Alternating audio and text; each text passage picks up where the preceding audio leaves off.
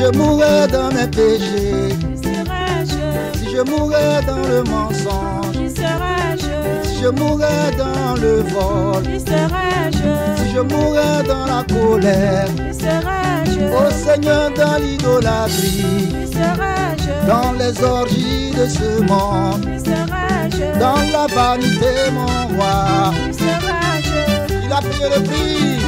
Louons-le, louons-le, louons-le, louons-le. Non, Jésus-Christ est simplement prophète, fils de Dieu. Il ne peut pas comprendre la divinité de Jésus. Mais tu n'as pas l'esprit, comment tu peux saisir ces choses? Ou alors tu fais exprès. Ou alors tu fais exprès, tu es dans un rôle bien défini.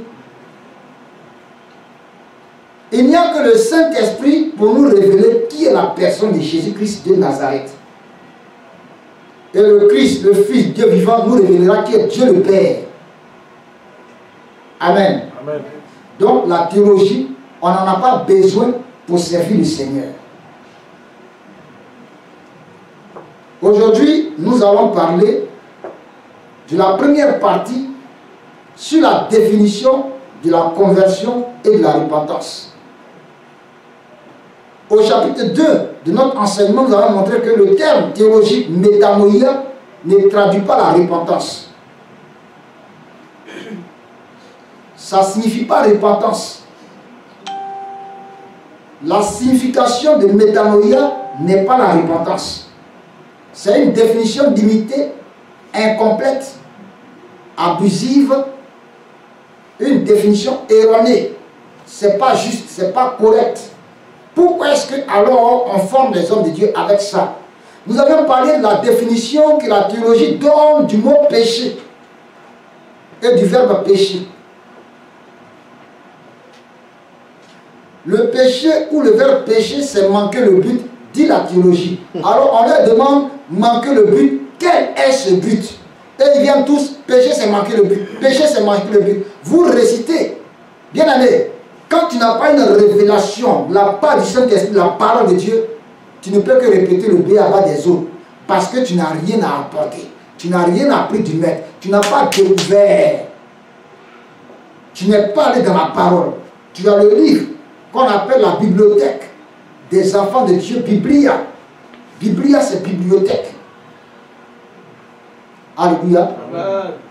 Alléluia. Amen.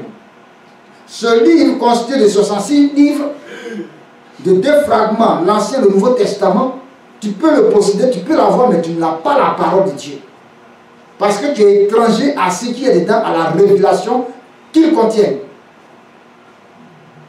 Et donc tu vas enseigner ta sagesse. Tu vas enseigner ta propre connaissance. C'est pas Élisée, allons lire 2 Corinthiens chapitre 11. C'est dessus on était, et puis le diable a fait couper le courant. Parce que ce n'est pas la volonté de Dieu que le courant soit coupé en plein message. Mon ami, je ne vois pas le diable partout. C'est la vérité. Voilà, si tu aimes la vérité, tu vas comprendre. Pourquoi, si en ce moment précis, on coupe l'électricité?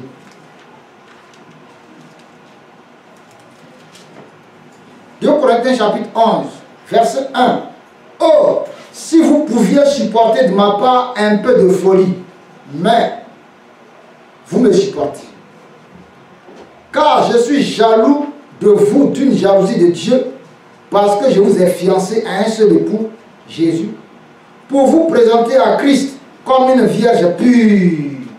Comme une vierge pure. Donc l'objectif d'un homme de Dieu, c'est que ceux qu'il a gagnés en Jésus, ceux à qui il enseigne la parole de Dieu, qu'il les présente dans la sainteté devant Dieu.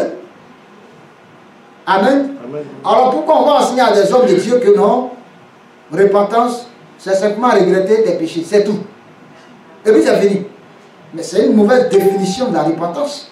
Donc la théologie fait exprès de mal former les pasteurs, fait exprès de mal former les chrétiens. Le résultat aujourd'hui, ce sont eux, ceux-là même qui ont fait la théologie, qui enseignent n'importe quoi. Celui-là qui est au Nigeria qui dit que quoi? La masturbation n'est pas péché. Fornication, vivre avec femme, tu n'es pas marié devant Dieu, devant la loi, il dit que ce n'est pas péché. Parce que eux-mêmes, c'est ce qu'ils font. Ce sont eux qui enseignent qu'il faut divorcer, qu'on peut divorcer. Jésus dit non, mais eux ils disent oui. Oui. Moi, en campus pour Christ, on m'a dit, pour que tu sois délivré de tes péchés, écris tes péchés, confesse et puis brûle ça, tu es délivré. Mais je suis tout le temps dedans. Il dit, mais c'est quoi tout ça? Alléluia. Amen, amen. Amen. Il a fallu que moi-même j'aille rencontrer Jésus. J'aille chercher le Seigneur dans la prière, dans les veillées, dans les jeûnes et prières. Et que je fasse la connaissance de ceux qui enseignaient véritablement sur la délivrance, sur comment arriver à obtenir la délivrance vis-à-vis du péché. Amen. Amen. Pour que Dieu me délivre. Voilà la théologie. Quand on veut connaître Dieu avec notre propre sagesse, théos, Dieu, logos, étude, comprendre les choses de Dieu. Ça dit qu'ils sont là et puis ils discutent.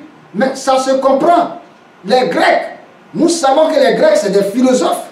Les Aristote, les Socrates, tout ça, c'est la Grèce. Chacun a son école. Vous venez débattre. Mes élèves sont derrière moi, tes élèves sont derrière toi, les élèves l'autre sont... Et puis ça s'affronte. Et lui qui a gagné, alors c'est de lui maintenant qu'on parle. Et de ville en ville, ça s'affrontait. Mais est-ce que c'est ça que nous sommes venus faire?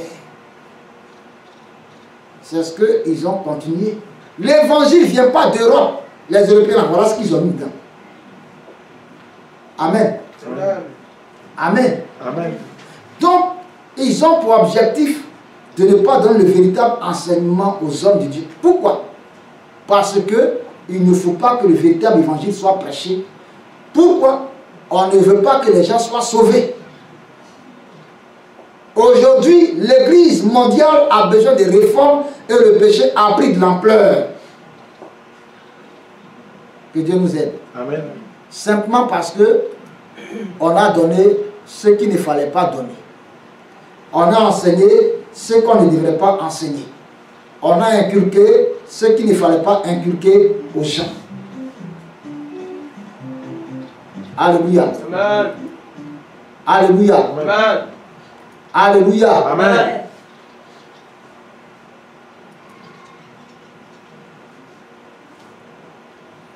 Ce qu'on t'enseigne là, c'est ça que tu vas venir répéter, non? Donc si toi-même en tant que pasteur, tu ne vas pas dans la présence de Dieu, tu ne vas pas chercher auprès du Seigneur, tu ne demandes pas un esprit de révélation de la parole de Dieu, tu ne peux pas comprendre les textes qui sont là. Et alors tu feras ce que la théologie avait depuis longtemps prévu. Tu feras ce que la théologie avait depuis longtemps prévu. Tu n'es qu'un répétiteur, mais tu n'apportes pas la révélation. Un répétiteur de tes maîtres qui sont humains, pas du Saint-Esprit. Alléluia. Amen. Alléluia. Amen. Paul dit, oh, si vous pouviez supporter de ma part un peu de folie, mais vous me supportez. Car je suis jaloux de vous d'une jalousie de Dieu, parce que je vous ai fiancé à un seul époux, à savoir Dieu, pour vous présenter à Christ comme une vierge pure. L'objectif, c'est que l'homme de Dieu doit présenter des vierges pures. Alléluia. Alléluia. Amen. Verset 3. Toutefois, de même que le serpent séduisit Ève par sa ruse. Toutefois, attention, de même que le serpent séduisit Ève par sa ruse. Alléluia. Amen. Je crains que vos pensées ne se corrompent et ne se détournent de la simplicité à l'égard de Christ. L'apôtre Paul avait déjà prévenu que le diable allait venir séduire l'Église. Ève, qui était la fiancée, l'épouse de Adam, l'Église, qui est la fiancée, l'épouse de Jésus-Christ, a été aussi séduite. Mais à partir d'où? À partir de Genève. À partir de Genève, dans la Réforme, avec des gens comme les Calvins, qui sont venus des intrus, qui ont saboté et qui ont introduit beaucoup d'autres choses pernicieuses. Et c'est ça aujourd'hui encore on enseigne aux hommes de Dieu. L'apôtre Paul avait déjà prévenu. Paul qui a été tué à l'an 65 là.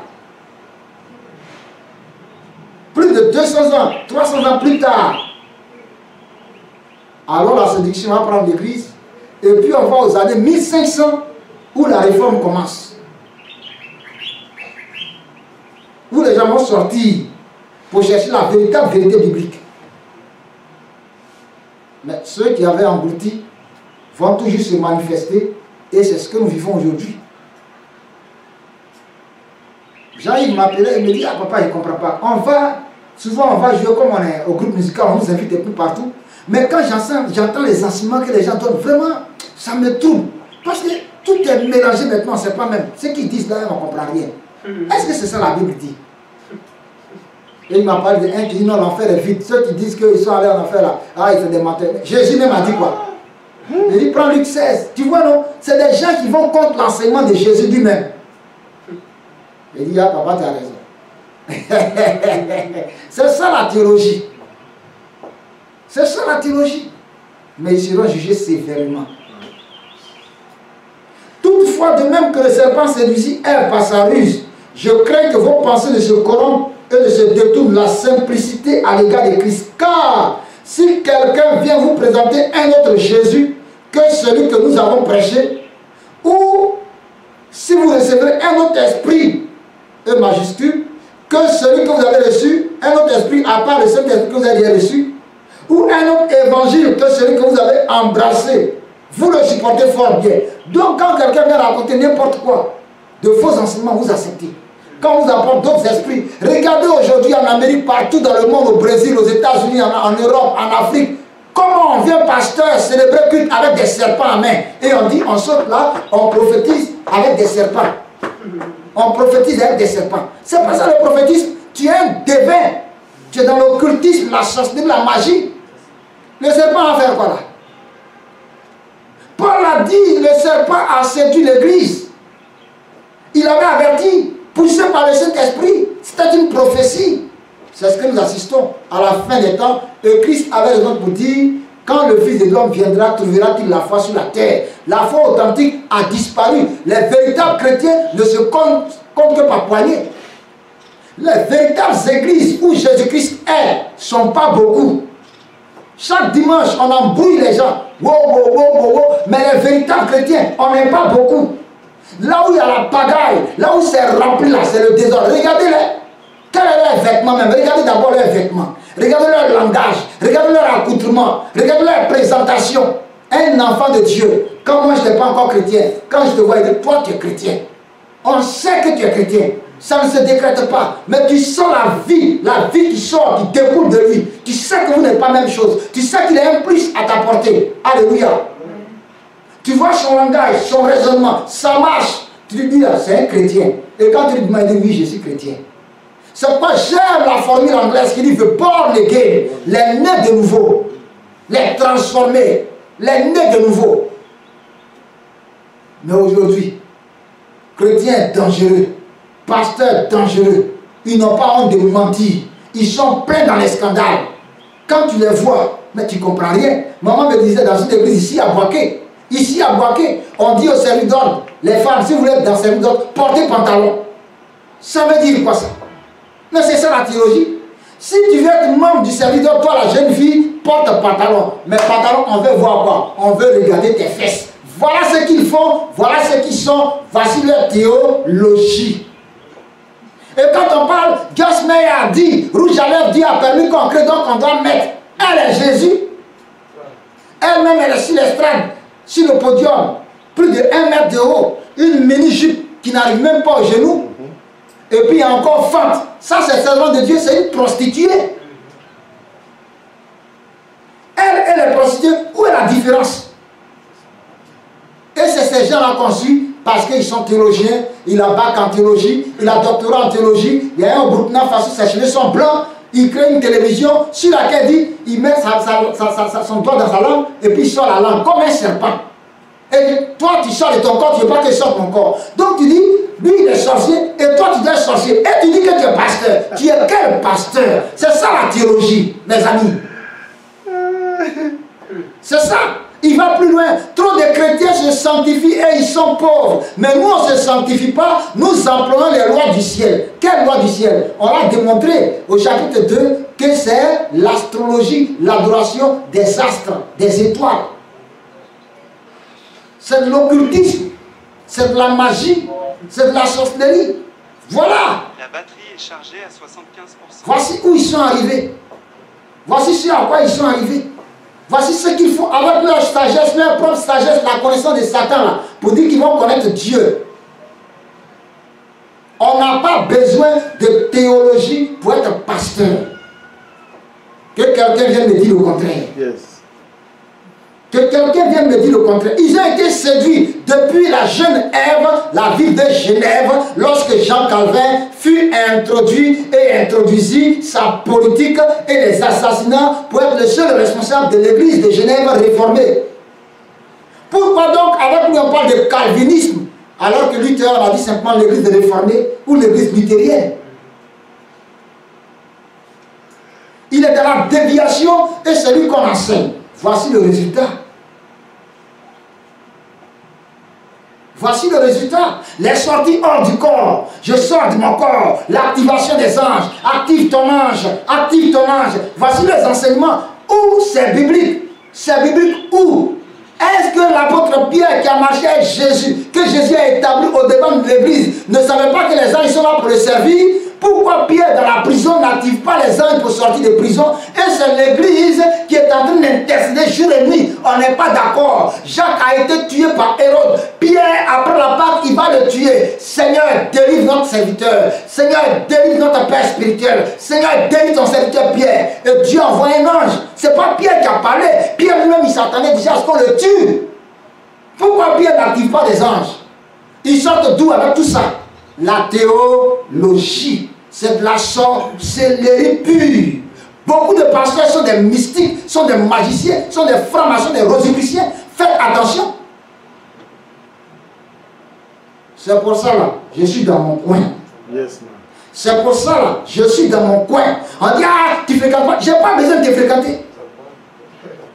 Te fréquenter, tu as le Coran. Je suis dans mon coin.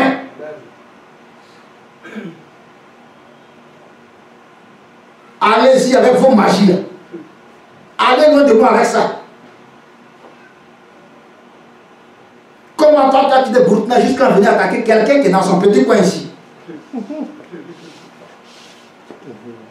Oui, il y a une femme à Cocody là. Oui, Mermoz, Cocody. Dans sa maison, j'apparais une nuit, elle effraie. Non, femme, sois pas effrayée. Le Seigneur m'envoie travailler pour toi. Ça, c'est la magie, c'est la plus sorcellerie. Et il n'a pas honte d'enseigner ça. Mais voici la théologie. Et les gens croient à ces choses. Jésus-Christ, qui est Jésus-Christ, il marchait. Hein? Jésus-Christ de Nazareth, qui est Jésus-Christ, il marchait. La Bible dit, il allait de ville en ville. Lis Acte 10, 38. Lis Acte 10, 38 rapidement, s'il te plaît. Pierre rend témoignage dans la maison de Corneille, le centenier romain.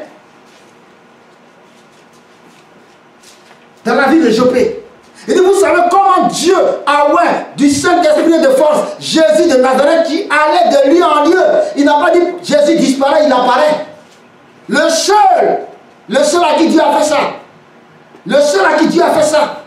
Dans la parole, c'était l'évangéliste et diacre Philippe. Après avoir annoncé l'évangile à l'eunuque d'Éthiopie, le Saint-Esprit l'a fait disparaître. Ce n'est pas de sa volonté pour qu'il apparaisse dans la ville d'Azote. Et d'Azote, il va marcher pour aller à Césarée où il va s'établir. Pourquoi il n'a pas disparu tout le temps? Eux, ils sont là, téléportation, j'ai disparu, j'apparais ici, j'ai pas besoin d'avion pour venir ici. On dit quoi? Toi aussi tu sais, mais je sors tout le temps de mon corps. Un jeune Congolais, des PD, des homosexuels. Et ils disent son master. Mais c'est ça le résultat de la théologie. Allons-y, le test. Vous savez comment Dieu a oint du Saint-Esprit et de force Jésus de Nazareth. Acte 10, 38, Pierre dit, vous savez comment Dieu a oint de force et du Saint-Esprit Jésus de Nazareth qui allait de lieu en lieu faisant du bien. Jésus s'envolait? Non. Jésus s'envolait, hein? Non. Mais Jésus faisait quoi? Il allait donc signifie quoi? Qu'il marchait pour se rendre. Jésus n'avait même pas cheval, il n'avait pas âne. Jésus marchait, Jésus qui est fils de Dieu, qui est Dieu. Jésus marchait, mais eux ils disparaissent. Waouh! Jésus qui est le Saint-Esprit qui a pris corps dans le ventre de Marie. Parce que Jésus n'a pas été conçu par les ovules de Marie. Parce que ces ovules auraient été fécondés. Or, aucun homme n'était allé avec elle. Le Saint-Esprit a pris corps. C'est ça le miracle de Dieu. C'est pourquoi il n'y a que Jésus seul qui baptise du Saint-Esprit et de la puissance du Saint-Esprit, comme Jean-Baptiste l'annonce en Matthieu 3, verset 11. Reprends la lecture. Vous savez comment Dieu a oint du Saint-Esprit et de force Jésus de Nazareth, qui allait de lieu en lieu faisant du bien. Il allait de lieu en lieu faisant du bien. Et guérissant tous ceux qui étaient sous l'empire du Il diable. guérissait tous ceux qui étaient sous l'empire, sous l'emprise, sous la domination du diable. Car Dieu était avec Car lui. Dieu était avec lui. Amen. Amen. Quelqu'un, Dieu est avec lui. Et Dieu dit, celui-ci est mon fils bien-aimé, en qui j'ai mis toute mon affection. Écoutez-le. Matthieu chapitre 17. Et même au baptême, en Matthieu chapitre 3, Dieu depuis les cieux a parlé. C'est pourquoi il n'arrive pas à comprendre la divinité de Jésus pour eux. Comment il peut être sur la terre, et puis il peut venir sous la forme d'une colonne se poser sur son épaule là, et puis depuis les cieux encore il va parler, mais Dieu est Dieu, Dieu est capable de tout. Mais ce Dieu, il a vécu en tant qu'un simple homme, il a marché, il ne s'envolait pas, il ne disparaissait pas. Mais eux, ils disparaissent tout le temps, ils sortent tout le temps de leur corps. Jésus ne sortait pas de son corps, bien aimé. Là où Jésus fut conduit, sur le sommet du temple, c'est Satan qui l'envoie. C'est pas lui qui est parti. Amen. Amen. Il n'a plus de limite après sa résurrection, mais le corps matériel était limité. La Bible dit c'est dépouillé de tout, de toute sa gloire. Mais vous sortez, vous disparaissez, vous apparaissez dans la maison des gens la nuit et vous dites que vous êtes des hommes de Dieu. Tu es un magicien, tu es un sataniste. Ils ont été recrutés pour initier plusieurs pasteurs. Comme ça, les chrétiens, ceux qui vont dans les églises, dans ces églises-là, ne seront pas sauvés. Et en plein culte, ils font la sorcellerie, ils vous marquent. Vous êtes déjà marqué du sceau de l'Antéchrist. C'est fini. Jamais vous ne serez sauvés. Voici le but, voici l'objectif qu'ils poursuivent. Et nous qui nous maintenons, alors nous même la vie dure. Ici, je disais au frère Mani là, il était assis là, venu de Yamsokro. Il dit, oh, Satan, il travaille. Satan, il est fort, mais Jésus est tout puissant. Et Satan, il est très arrogant, il est très très orgueilleux. Quand il va se présenter à toi là, tu vas sentir en lui qu'il est très hautain. Satan ne connaît pas ce qu'on appelle l'humilité. Il est trop fier. Si tu veux connaître Satan, mais Jésus est trop humble. Le Seigneur là, tu ne sais même pas que c'est à Jésus que tu as fait qui est devant toi et qui tu es en train de parler. Tu ne sais même pas. C'est plus tard, prophète Swan, je t'ai visité mon fils, même ma fille. Tu dis quoi? Donc c'était toi, Seigneur. Il va dire c'est comme ça que je visite. Il va prendre l'apparence même d'un fou pour te rendre visite. Tu ne sais pas que c'est Jésus. Et quand tu es méchant, tu es mauvais, tu vas le rejeter. Et après, il te fait savoir que c'est lui qui t'a visité, tu l'as rejeté, tu as chassé ta bénédiction. Il dit quoi? Il dit, mais Satan, dès qu'il vient, tu sais que c'est lui qui est là. En même temps, bonjour, je suis le pasteur qui, je viens du Burkina Faso. Le Seigneur m'a donné un ministère pour les églises. Beaucoup de pasteurs en Côte d'Ivoire, ils sont pauvres. Ils font tout, mais ils sont pauvres. Mais moi, quand je viens entre la femme et le pasteur, je fais quelque chose. Après, quand je viens à l'église, je parle seulement, l'église est remplie. Je dis, sors d'ici au nom de Jésus. Faux prophète, sors. Avant de quoi? Non, non, tais-toi. Je t'avais pas. Sors. Tu n'es pas de Dieu. Moi là, je sais qui m'a appelé. Jésus-Christ qui m'a appelé. Je vais les dévoiler. Vous avez venu attaquer, non? Ce gros serpent qui a pris toute la maison jusqu'à s'établir. Sortez d'ici. Ici là, c'est pas votre trône. C'est Christ qui est dans ce lieu. Amen. Je vais vous dénoncer. Je vais vous dévoiler. Je vais vous démasquer les uns après les autres. Il dit c'est Jésus qui m'a appelé. Et quand Jésus t'appelle, il te dit vers qui il t'envoie. Il te dit vers qui il t'envoie. Quand Pierre devait venir parler à Corneille, l'ange de Dieu qui est venu lui parler, a précisé où était Pierre. Au bord de la mer, dans la maison d'un Simon Corroyeur. Il se trouve là, il s'appelle Simon Pierre, apôtre de Jésus. Fais-le venir. Pour qu'ils te disent ce que tu dois faire pour être sauvé. Parce que tes aumônes, tes offrandes, tout ce que tu fais pour le peuple de Dieu, pour l'œuvre de Dieu, c'est monter au cœur de Dieu, ça a touché Dieu. Mais il te suffit une chose, il faut la personne bénie de Jésus-Christ Nazareth dans ta vie. Sinon tu ne peux pas être sauvé. La religion ne sauve pas. La personne qui sauve, c'est Jésus de Nazareth. Alléluia. Amen. Et la théologie veut cacher ça. Amen. La personne qui sauve, c'est Jésus-Christ de Nazareth. C'est le seul qui est mort pour le péché de quiconque croit en son nom. Il n'y a pas d'eux. Yes, Il n'y a pas d'eux. Qui est venu et qui est mort? Pour dire, moi je meurs pour vous, mes fidèles. Qui se présente? C'est Jésus-Christ seul. Parce que les Juifs ont dit, il dit le roi des Juifs. Mais il est effectivement, pour avoir dit la vérité, on l'a tué. On a gardé le tombeau, mais il est sorti triomphateur. Et les soldats sont allés rendre compte. Il n'est plus là. On était mort de peur. On était mort de peur. On était mort de peur. Les plus grands, les plus redoutables soldats de l'Empire romain. Une escouade, 4 escouades, ça fait 16 militaires les plus robustes, les plus terribles. Paralysés par la puissance de la résurrection de Jésus de Nazareth. Ils ont rendu témoignage et les chefs d'Israël disent non, non, non, ne dites pas ça. Prenez l'argent et de vous. Dites que ces apôtres ont enlevé le corps. Ce sont les apôtres qui vont affronter après. Et le nom de Jésus, dans Acte 3, va guérir un homme malade, paralytique, depuis plus de 38 ans. Cet homme avait plus de 40 ans.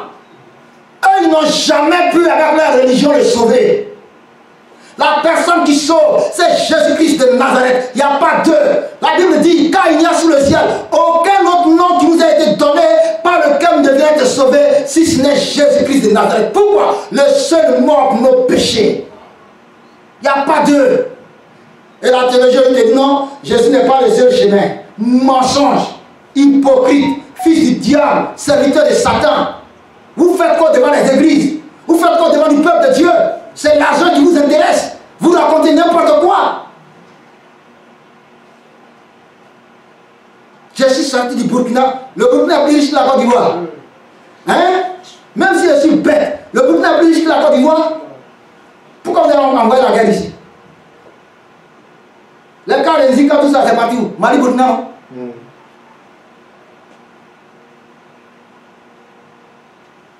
Où sont les pasteurs qui sont riches au Burkina là? Montre-les.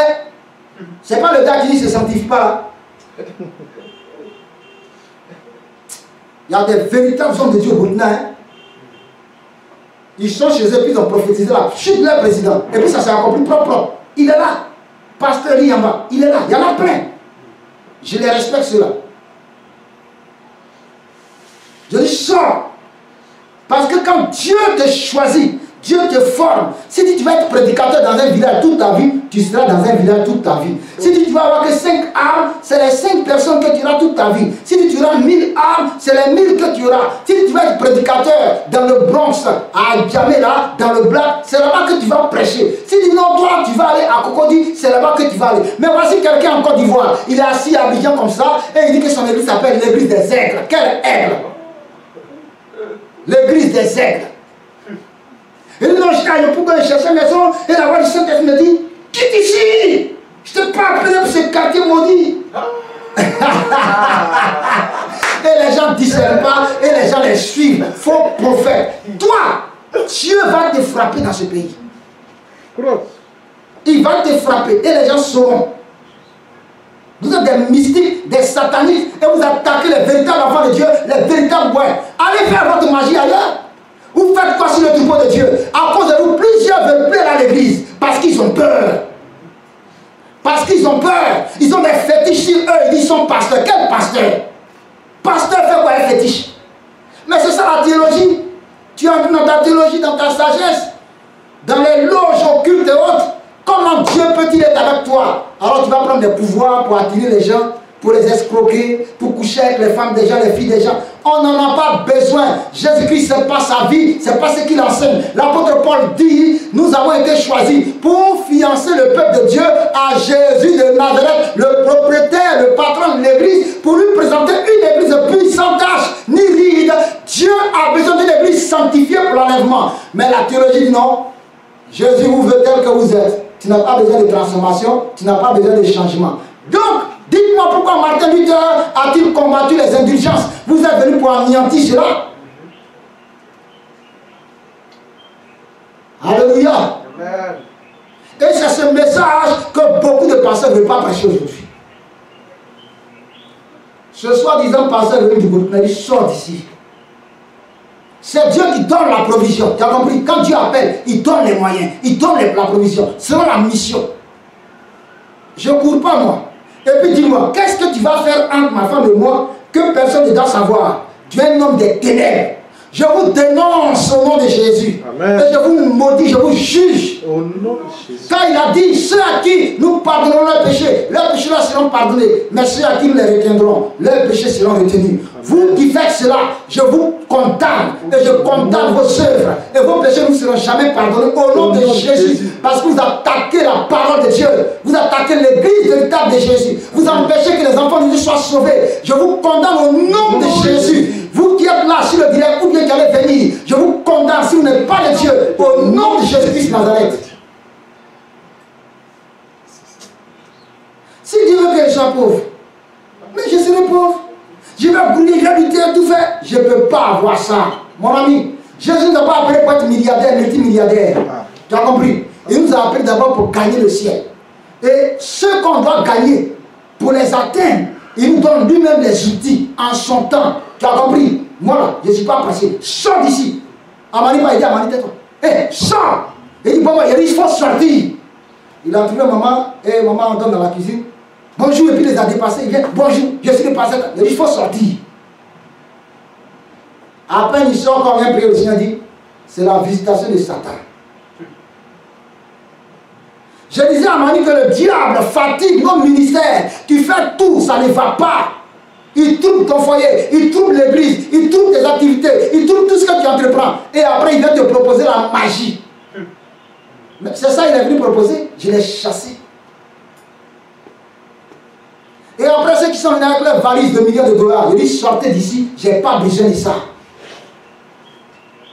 Je n'ai pas besoin de ça. C'est parce que beaucoup sont corrompus. Beaucoup sont corrompus. Des véritables serviteurs de Dieu, ils sont corrompus. Ils ne savent pas comment faire. Mon frère, si tu manges un pain Dieu et puis tu dors, c'est bon. Tu manges un pain Dieu et puis c'est bon. Tu dors là, c'est bon. Jésus te connaît là, c'est bon. Tu as 2-3 fidèles seulement là, c'est bon. Que d'avoir 1000 et puis ils sont en train de faire avortement tous les jours.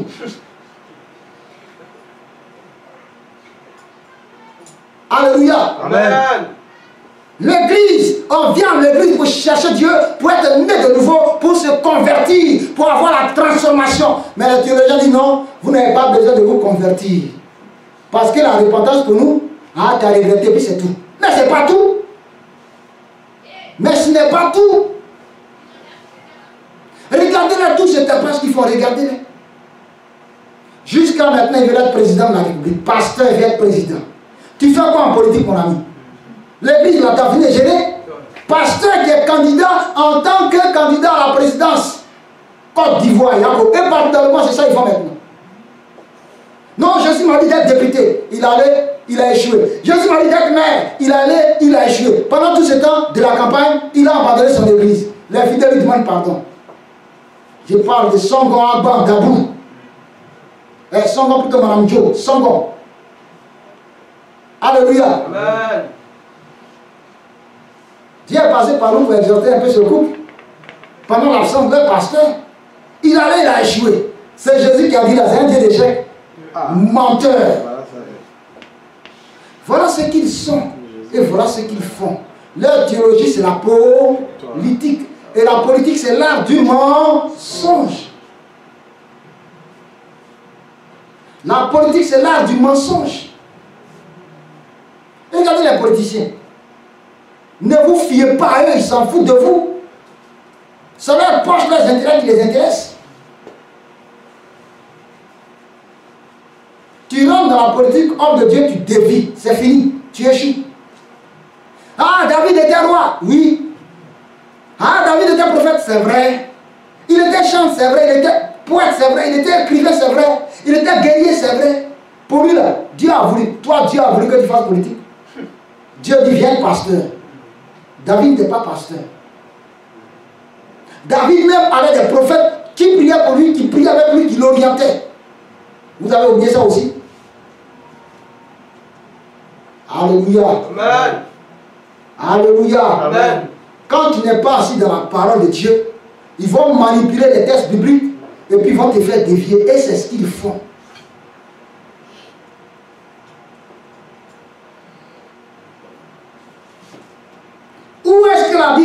que toi, pasteur, sort de ton corps et puis apparaît dans la maison des gens. Où la Bible enseigne ça? Où la Bible enseigne ça? Et ce sont eux que les gens aiment. Mais ce n'est pas étonnant, c'était prophétisé que c'est ça, ils vont aimer. Amen. Amen. J'entends un mot. Un nettoyage, un grand nettoyage. Un grand bouleversement arrive dans le monde. Amen. Un grand bouleversement arrive dans le monde. Un grand bouleversement arrive dans le monde. Amen. Parce que le réveil va être lancé malgré tout ce que Satan fait. Le réveil va partir. Amen. Satan ne peut pas empêcher la dernière moisson du Seigneur Jésus. Un grand bouleversement arrive dans le monde. Beaucoup vont tomber. Et ils ont commencé à tomber. Beaucoup vont tomber. Amen. Vous serez surpris d'entendre, beaucoup vont tomber. Même dans leur propre camp, ils vont commencer à se dévoiler les uns les autres. Propre. Eux-mêmes vont exposer qui ils sont et ce qu'ils font. Merci. Alors ceux des enfants de Dieu qui sont sages, qui sont intelligents, vont quitter au milieu d'eux. Dieu prépare une armée. Dieu prépare une armée de serviteurs, de servants de Dieu, qui vont terrasser ces Goliaths, qui empêchent le salut des âmes. Et on croit que non, c'est quand tu as beaucoup de voitures, tu as de grosses maisons, tu as plus de 2000, 10 000 membres, ton église quitte ici jusqu'à Yamoussoukro, là tu es le vrai pasteur. C'est faux. Détrompez-vous. Jésus qui est Jésus, est-ce qu'il n'a pas été abandonné? Jésus qui est Jésus, est-ce qu'il n'a pas été abandonné? Jésus qui est Jésus, est-ce qu'on ne l'a pas rejeté?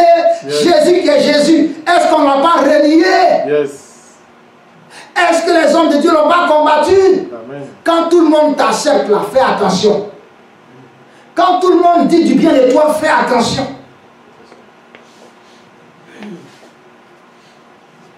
Jésus n'a pas fait l'unanimité, donc on ne fera pas l'unanimité. Ce n'est pas parce que les gens t'abandonnent que tu es dans le faux, mais c'est justement parce que tu défends des valeurs qui sont vraies et que tu veux vivre ainsi, que ceux qui ne veulent pas te quittent. Mais s'ils te quittent par ce peuple, c'est leur affaire. Mais Dieu mettra en lumière l'œuvre de chacun. Yes. Alléluia. Revenons en 2 Corinthiens chapitre 11 avec l'apôtre Paul qui dit ceci, verset 3. Toutefois, de même que le serpent séduisit Ève par sa ruse, je crains que vos pensées ne se corrompent et ne se détournent de la simplicité à l'égard de Christ. Paul déjà avait peur que les Corinthiens abandonnent le véritable évangile pour accepter des doctrines de démons véhiculées par les théologiens, par ces faux prophètes, faux docteurs, faux évangélistes, faux pasteurs. Et malheureusement, aujourd'hui, à la fin des temps, c'est le comble. Pasteur qui marie 2 femmes. Et dans Boaké, ici, un disait, le Seigneur m'a dit de prendre une 2e femme. Dès qu'il ne voit pas, le gars, il fait comme on lui téléphone, il fuit. Dans Boaké, ici.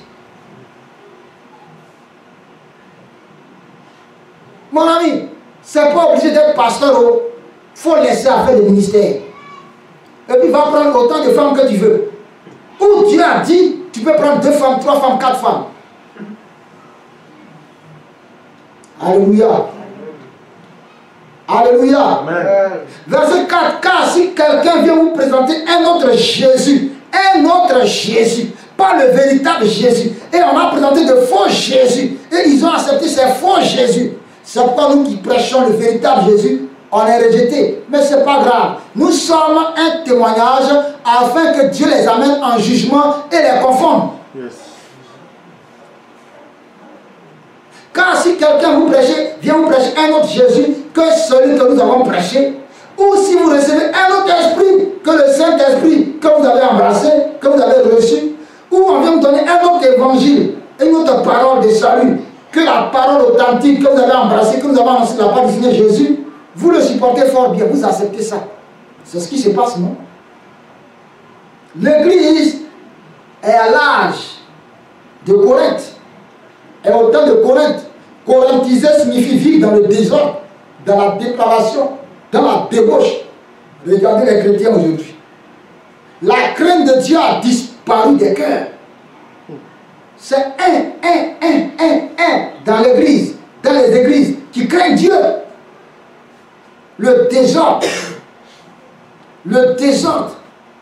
efféminé, pédophiles, ils sont prostitués. Mais il n'y a aucune crainte de Dieu. Mais si la tête est pourrie, comment le corps va-t-il pas être pourri? C'est ça. Et c'était l'objectif de la théologie. Ils ont réussi, hein, mais ils n'ont pas réussi totalement. Parce que Dieu a encore des serviteurs qui n'ont pas fléchi les genoux devant Baal, qui tiennent et qui vont tenir par la grâce du Saint-Esprit. Et il a encore des enfants de Dieu qui tiennent et qui vont tenir et qu'il va utiliser pour bouleverser plusieurs. Alléluia. Amen. Alléluia. Amen. Bien dit. Qu'est-ce que la conversion? Qu'est-ce que réellement la repentance? Tant qu'on n'a pas connu la véritable signification de ces deux mots, alors nous aurons affaire à des faux pasteurs, à des pasteurs charnels, à des pasteurs qui ont dévié, à des chrétiens qui sont des pseudo-chrétiens, qui sont des akpanis, qui sont des à peu près, qui ne sont pas des véritables. Hier, on a vu les chauves-souris, leur implication dans la sorcellerie, dans la magie. Pourquoi ils sont tous dans les cimetières? Mais remarquez partout, pourquoi les chauves-souris, elles font quoi dans les cimetières?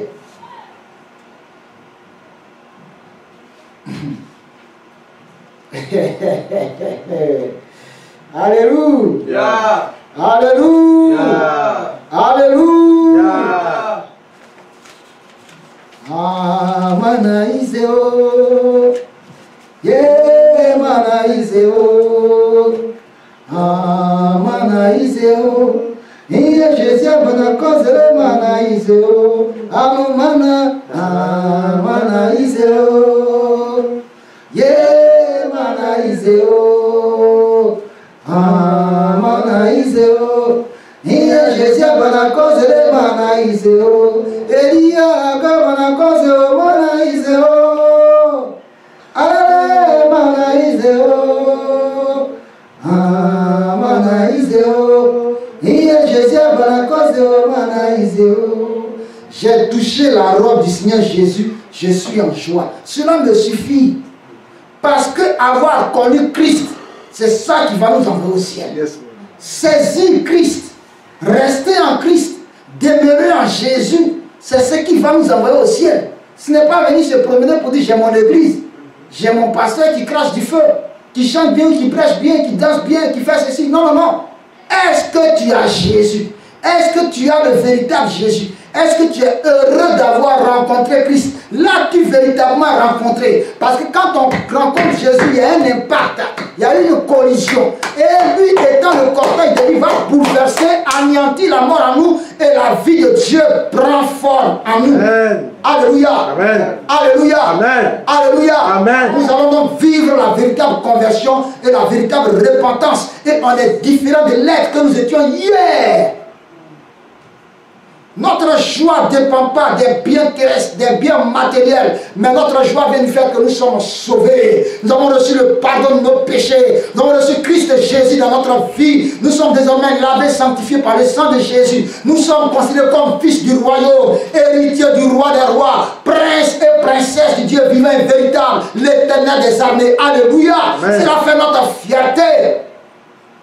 On est heureux, mais on ne se cache pas de dire aux chrétiens, comme certains qui ne connaissent pas où se trouve leur Bible, et ce n'est que le dimanche matin, ils vont la dépoussiérer. Ils n'ont jamais lu la Bible, ils n'ont jamais prié chez eux à la maison. C'est des pseudo-chrétiens, des akpanis, des gens qui sont venus infiltrer, qui ne sont pas là pour la cause du Seigneur. Et dès qu'on parle de péché, ils sont indexés. Ah, tu me scandalises. Vous me scandalisez.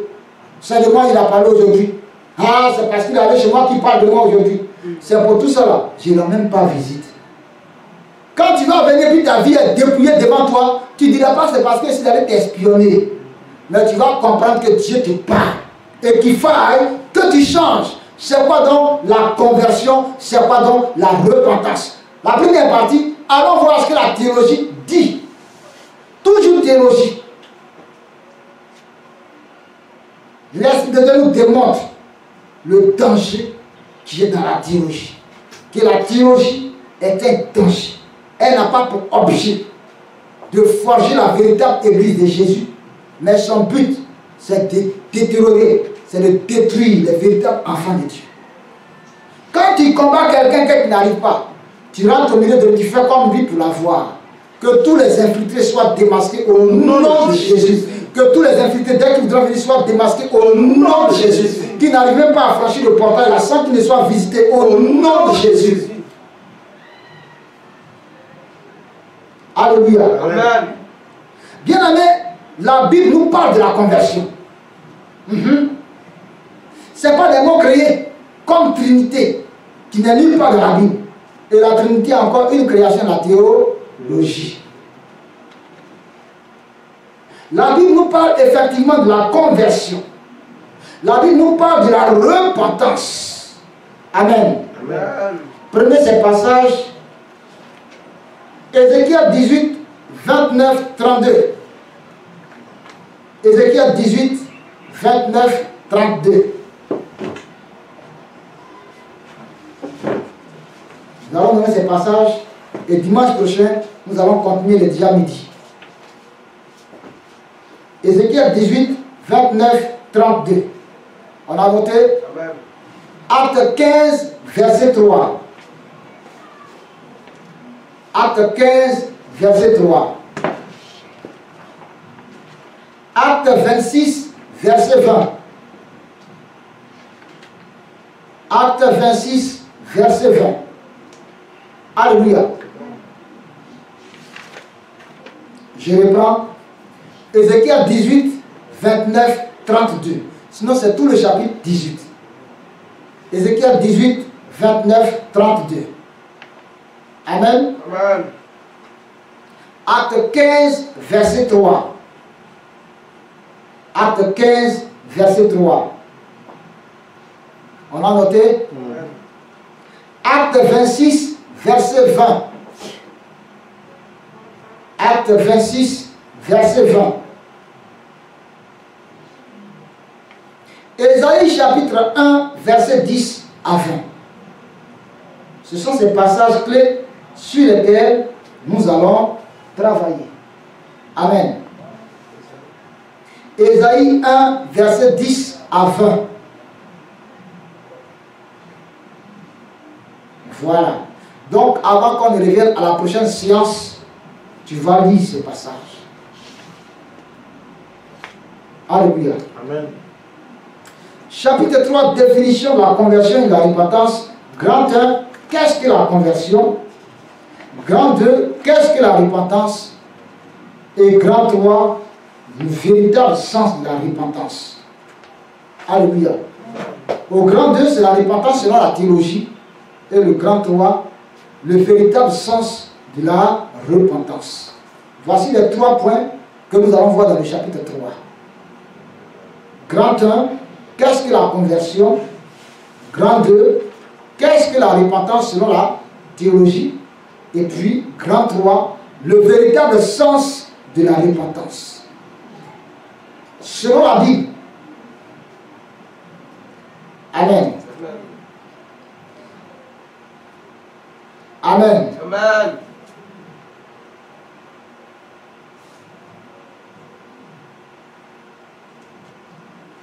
Donc c'est sur ça que nous allons nous arrêter aujourd'hui.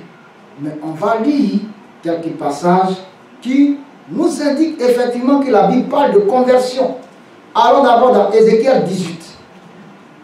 Ézéchiel 18. Si Dieu parle de conversion, c'est parce qu'on a abandonné Dieu. Amen. Amen. C'est parce qu'il y a abandon de Dieu. Sinon, on ne parlerait pas de conversion. S'il parle de repentance, c'est parce qu'on a abandonné Dieu, c'est parce qu'on a offensé Dieu. Ézéchiel 18. Tout le monde a besoin de repentance et de conversion. Verset 29.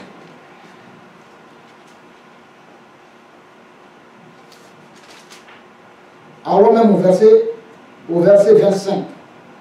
Verset 25. Vous dites, la voix du Seigneur n'est pas droite. Écoutez donc, maison d'Israël, est-ce ma voix qui n'est pas droite? Ne sont-ce pas plutôt vos voix qui ne sont pas droites? 26. Si le juste se détourne de sa justice et commet l'iniquité, et commet ce qui est mal, et meurt pour cela, il meurt à cause de l'iniquité qu'il a commise, il meurt à cause du mal qu'il a fait. 27. Mais si le méchant revient de sa méchanceté et pratique la droiture et la justice, il fera vivre son âme. S'il ouvre les yeux et se détourne de toutes les transgressions, de toutes, pas de certaines, mais de toutes les transgressions, de toutes les désobéissances, de toutes les violations, de tout ce qui est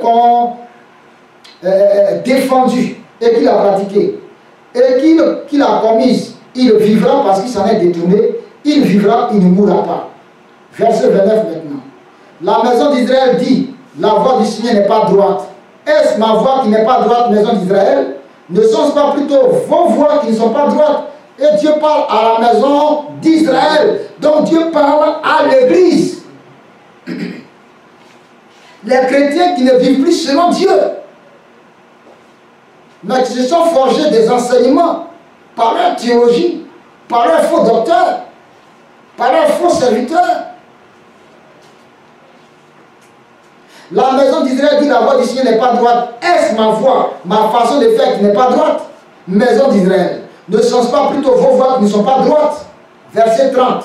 C'est pourquoi je vous jugerai chacun selon ses voies. Maison d'Israël, dit le Seigneur, l'Éternel.